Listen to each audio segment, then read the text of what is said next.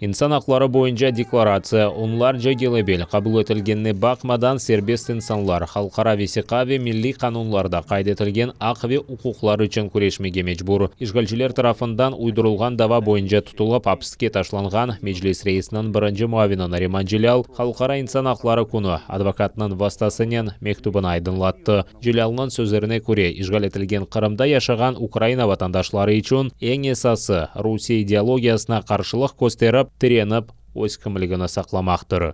Наша Україна продовжує складати найважливіший іспит національної єдності, політичної зрілості, військової спроможності, частиною якого є бажання та вміння захистити власних громадян на окупованих територіях. Для українських громадян в окупованому Криму першочерговим залишається завдання вистояти перед російською ідеологічною навалою та зберегти свою приналежність до вільного світу, зберегти у свідомості цінності демократії, прагнення жити в суспільстві, де права людини є імперативом взаємин як між людьми, так і між державою та громадянами. І головне, друзі, не втрачайте віри, що спільними зусиллями ворог буде повалений. Тільки докладайте цих зусиль.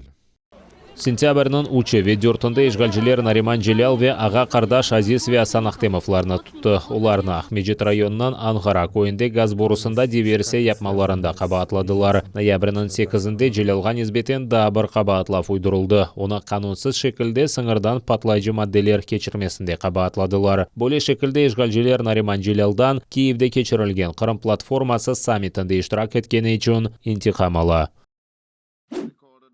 Birleşken Milletler'nin Baş Asambleyası Kırım Rusya tarafından arbeleştirilүү hakkında яңартылған резолюцияны kabul etti. Bu sene Kırım statusu vaqtincha işgal etilgen teritoriya olarak gösterildi. Kırım platforması çerçevesinde işbirlikке kol tutuldu. Rusya yarımadanın tamir halkı Kırım tatarlarının hakları bozulmasında mesuliyetli olğanı kaydetili. Bunun beraber Kırım tatar halkının yetekçilerine nisbeten çıkarılgan hükümler lag'u etilmesi çağırığı var. Rezolütsiyada Rusya yarımadaga silah getirip yerleştirmesini to'xtatmasi, Qara ve Azaq dengizlerde gemiler yurishni keder etmemege çağırığı var. Rezolütsiyada diğer memleket vekillerini işgal etilgen Kırım'ni ziyaret etmemege tavsiye ettiler. Bu sene rezolütsiyaga 63 memleket vekili kol tuttu. 22 vekil karşı çıktı, 55'i rey bermekten vazgeçti. Окупувавши півострів і перетворивши його на потужну військову базу, Росія порушила і порушує основні норми та принципи міжнародного права і насамперед статут ООН. Сьогодні на території Криму розміщено непропорційно велику кількість озброєння. Росія регулярно організовує навчання з активними маневрами в Криму, що дестабілізує військово-політичну обстановку в регіоні. Сьогодні Україна стикається з ще більшою загрозою, ніж раніше. Нарощування військового контингенту біля нашого кордону становить 40 тактичних батальйонних груп, які можуть бути розгорнуті в рамках потенційної наступальної операції. Ukrainasız Ukrayna hakkında hiçbir muzakere keçirilmez. Amerika Birleşken Devletleri'nin prezidenti Joe Biden, Ukrayna prezidenti Volodymyr Zelenskiyga telefon açtı. Muzakere tahminen 1,5 saat devam etken. Biden Rusya prezidenti Putin ile olgan video ko'rushuv netijalaridan paylaşkan. Bunun beraber Ukrayna NATO a'zosi olması, Rusya tecavüzü ve ona nasıl cevap vermek meselelerini muzakere etkenler. Pravo na Vladu programmasının yayınında Ukrayna prezidenti ofisining yo'l başçısı Washington Ukrayna шарқындaki jang yakunlanmasini o'z hissesini qo'shmaga hozir bo'lganini qayd etgan. Я думаю, що наступного тижня в Брюсселі відбудеться зустріч президента Зеленського з президентом Макроном і з новим канцлером Німеччини. І я думаю, що ми будемо продовжувати працювати над тим, щоб був проведений саміт лідерів нормандського формату, але Сполучені Штати прийняли для себе чітке рішення – бути активним ігроком в цьому процесі. Beyaz Sarayda aytganlarına göre Joe Biden telefon etip Ukrainasız Ukrayna hakkında hiçbir mesele çözülmegenini göstermege tırışkan. Bunun beraber ABD prezidenti Ukraynanın toprak bütünlüğüne kol tutkanını da bir kere tekrarlagan. Президент Байден хотів обговорити свої глибокі занепокоєння щодо нарощування російських військ біля українського кордону та його зобов'язання рішуче реагувати в разі російської військової ескалації. Ми тісно співпрацюємо з Україною протягом усього цього процесу на усіх рівнях. Ми у щоденному тісному контакті з вищими українськими посадовцями. Байден өзі Путин иле олған музакире аққанда тариф еткен. О Путинге Украинаға низбетен тежавуз девам еттірілмесінің ақыбетлері аққанда аңлатмаға тырышқан. Під час зустрічі з Путіним я був дуже прямолінійним. Жодних стримувань у виразах. Вічливо, але чітко я дав зрозуміти, якщо він справді вторгнеться в Україну, наслідки будуть важкими. Це серйозні економічні наслідки, яких він ще ніколи не бачив. Він негайно відповів, що все зрозумів. Русия Қырым татар ве украинлерні işgal etilgen Қырымна терк ettirmege istey. Isteklerini yerine getirmek için işgalcilerge karşılık göstergenlerge repressiyalar kullanıp insanlarını azaplarga çektireler. İnsan hakları boyunca Halkara deklaratsiyanın 73. yıllığı münasebetinen meclis işgal etilgen Қырымда insan hakları bozulması boyunca beyanat aydınlattı. Anda işgalciler tarafından hapishanelerge atılgan siyasi mabuslar çekiştirilgeni kaydetili. Sentyabr-dekabr ayları arasında işgalciler hiçbir sebepsiz 100'den ziyade Қырым татарını tuttu. Onlar arasında çok balalı analar, çağına yetmegen ballar, advokat ve jurnalistler var edi. Şimdilik işgal etilgen Қырымда 234 kişi siyasi davalar boyunca takip etilmekte. 121 insan hapishanelerde tutula. Bundan beraber işgalciler 1944 senesi Женевада kabul etilgen cenk vaqtında harbiy olmagan insanlar kurçalanuvu konvensiyasını bozmakta. Yarımadanın etnik terkibini değiştirmek için Қырымға tahminen 1 milyon öz vatandaşını koçirip getirgen. Rusiya tejavuzcu devlet olarak halkara teşkilatlары kabul etken karar ve tevsiyelerini kozogini almay ve Birleşken Milletlerinin halkara mahkemesi çıkargan kararını yerine getirmey. Ular arasında meclis yasak etilip ekstremistik olarak tanılgan kararını лягу etmeyler. У вересні 2021 року, через 10 днів після проведення у Києві першого саміту Кримської платформи, в якому взяли участь 46 офіційних делегацій країн та міжнародних організацій, каральні органи РФ розв'язали чергову масштабну операцію з переслідування кримських татар, початком якого стали арешти першого заступника голови Меджлісу кримсько-татарського народу Нарімана Джеляла та громадських активістів Асана Ахтемова і Азіза Ахтемова. При цьому їх місце знаходження ховалося від родичів і адвокатів більше доби, протягом якої незаконно заарештовані кримські татари зазнали найжорстокіших фізичних тортур і психологічного тиску. Президія Меджлісу кримсько-татарського народу звертається у День прав людини до всіх міжнародних організацій, до урядів та парламентів держав із закликом вжити жорстких заходів економічного, політичного та дипломатичного тиску на РФ з метою негайного звільнення окупованих нею територій України, Криму та окремих районів Донецької та Луганської областей.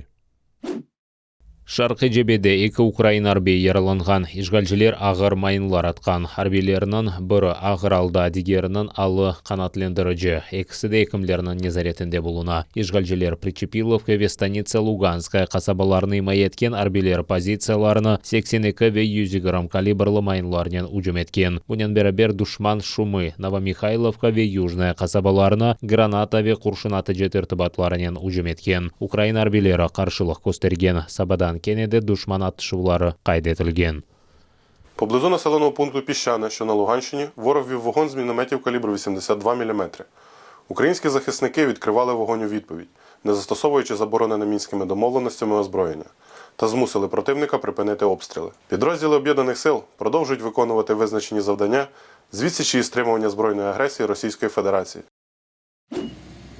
Франкистанда Украинаның деңіз сыңырлары қоршаланмасы үшін құрылған ilk катер суға түшірілді. Шымдылық соңғы ішлер өткерілі ве гема сынавлардан кечмелі. Барды катер Украинаға кетірілмесі көзде тұтыла. Украина ве Франкистан арасында 2019 сенесі имзаланған аңлашмаға көре, Украин сыңыржылары үшін 20 бойлы катер құрылacak. Олардан 5-і Николаев шерінде ерлешкен Нибулон заводында, қалғаны Франкистанның Осия шirketi тарafından. Кележек сене башында Украин сыңыржылары Франкистанға барып, яңа техниканы идаре етіп, қызмет етуін огренежек.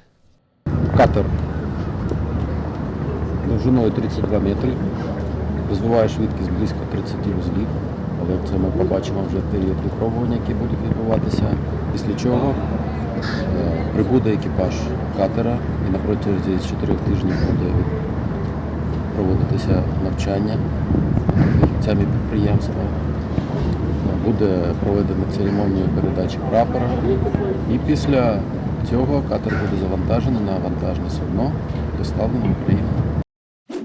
Кечкен күндевамында Украина қытасында 11 bin insanda Çin virusu belgilengen 442 kişi hastalık ağırlaşması neticesinde vefat etken. Ukraina eyaletleri arasında bu yüklerinin %45'i en olmaganda aşılanuvunun birinci dozasını algan. Bu yüklerinin %40'ı vaksinasiyanın tolu kursundan keçken. Dünya Sağlık Teşkilatı'nın tepsiyelerine göre yılının sonuna kadar aşılangan insanların sayısı 40%'a kadar yetmeli. Ukraina Sağlık Nazirliginde kaydetkenlerine göre sözde anonim vaksinasiya gerçekleştirgen klinikalarını cezalayacaklar. Onlar evvel sertifikat satıp algan ve sonra aşılanmaga istegen insanlarını aşılamakta. Bu klinikalarını COVID aşılanuvunu yapkan klinikalar cedvelinden çıkaracaklar.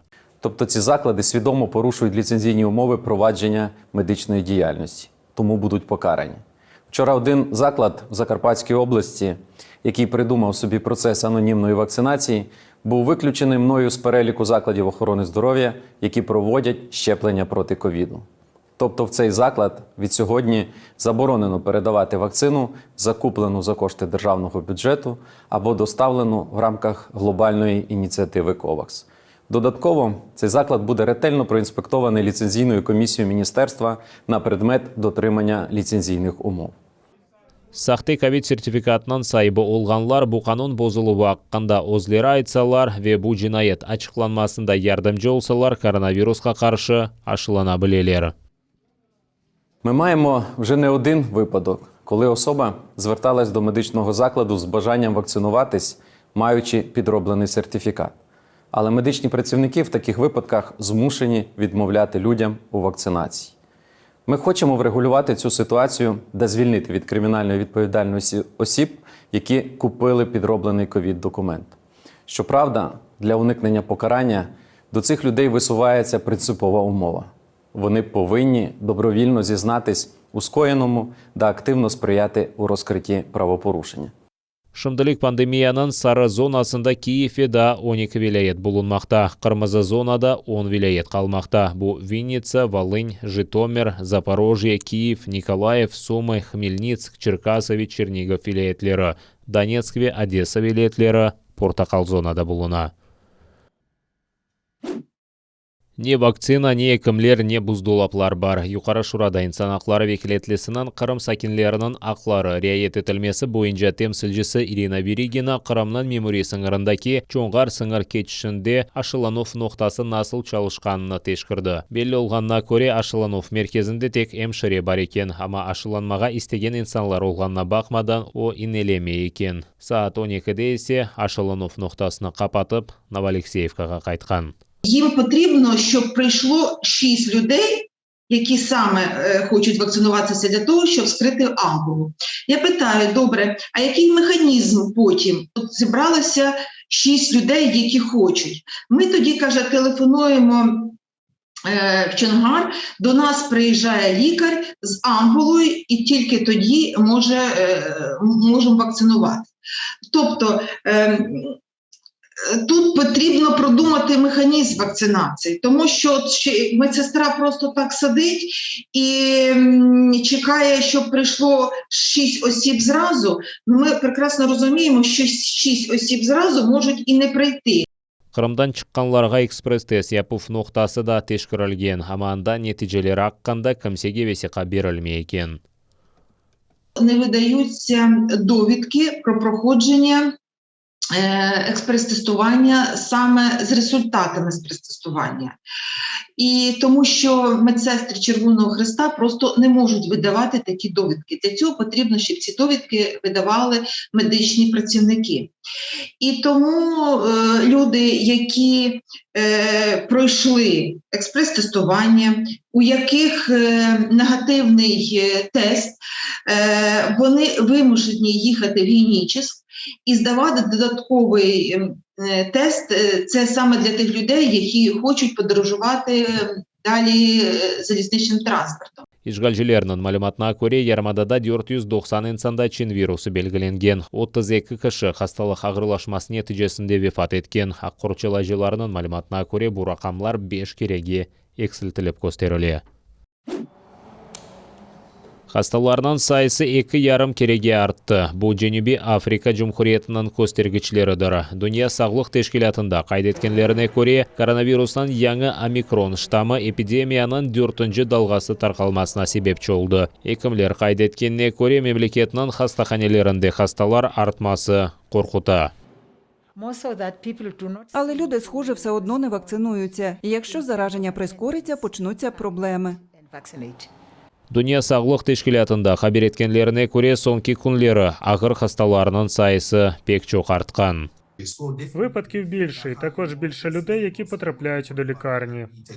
Экспертлер қайдеткеніне көре, омикрон штамы пек юқыншылы олса да пек сирек ағыр ақыбетлер қалдыра. Бұны мемлекетінің бір қач хастаханесінде де таздықладылар. Хасталарының учте бірі ағыр алда бұлына. Пандемияның бірінші ве екінші далғасында хасталарының %65-ші хасталықны ағыр кечірейді. Дүния сағлық тешкілятында қайдеткенлеріне көре, Женеби Африка Жумхуриеті ве Гонконгта белгіленген омикрон штамы шымдылік 60 мемлекетке тарқалған. Бұл штам тахменен 1000 хастада етілген, ярасындан чоқы Африкада.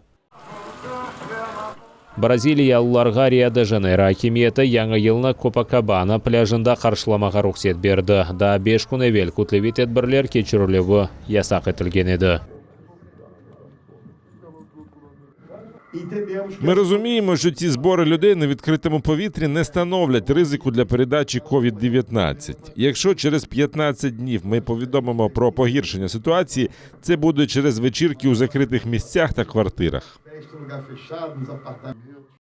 Yılbaş gecesinde 16 dakikalık feyerverkler şousuna göstermege isteyler. İnsanlar bir yerde toplaşmasın dep seyirciler için ayrı 10 zona teşkil edecekler. Copacabanaga yılbaş bayramına karşılamak için her yıl milyonlarının insan keli. Bu hem yerli sakinler hem de turistler.